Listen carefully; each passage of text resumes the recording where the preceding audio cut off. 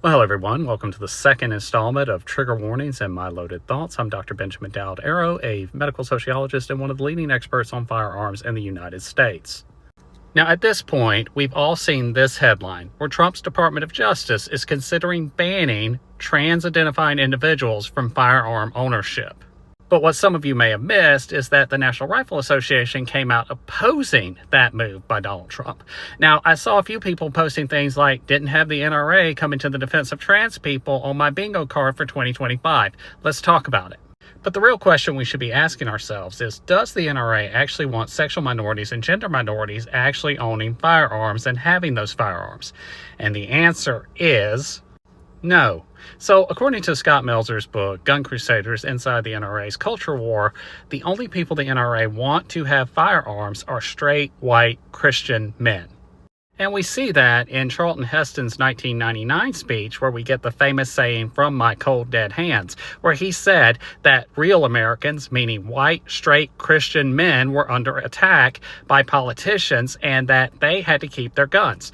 And so when we look at the culture within the NRA, they don't want anyone who is not in those categories having guns. So why then did they come out defending trans-identifying individuals with gun ownership? Well, the NRA has long used messages of fear of confiscation to motivate its base into supporting them.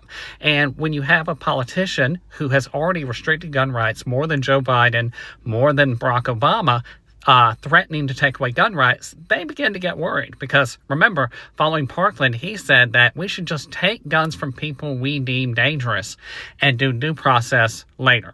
Since most mass shooters are straight white men, about 60% of the mass shooters are straight white men, the NRA may be afraid that who does Donald Trump deem shouldn't have guns next? So it's not about protecting trans rights, it's fear that they'll come after their base's rights next without due process. That's the only reason the NRA is supporting pushing back against Donald Trump.